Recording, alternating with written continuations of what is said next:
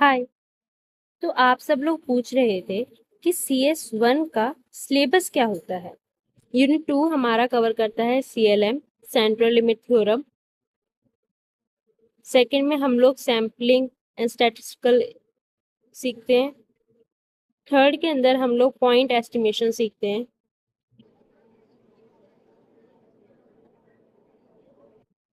Fourth के अंदर हमारा कॉन्फिडेंस इंटरवल आता है।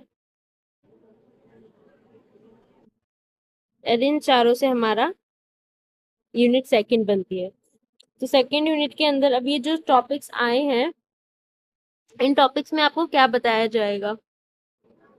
सैम्पलिंग कैसे होती है, रैंडम सैम्पलिंग क्या है, जो हमारा सेंट्रल लिमिट थ्योरम होता है वो क्या होता है, उसमें आप कैसे इंडिपेंडेंट आइडेंटिकल वेरिएबल्स को डिस्ट्रीब्यूट करोगे, ये सब चीज़ें आती हैं। ठीक है। और उसके अलावा आपका जैसे एफ डिस्ट्रीब्यूशन हो गया, टी स्टैटिक डिस्ट्रीब्यूशन हो गए, तो ये सब चीज़ें आती हैं।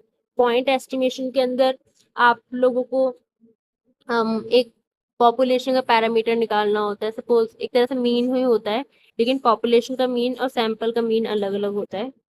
तो एक्स बार और ई एक्स ऐसे डिफाइन होते हैं ये।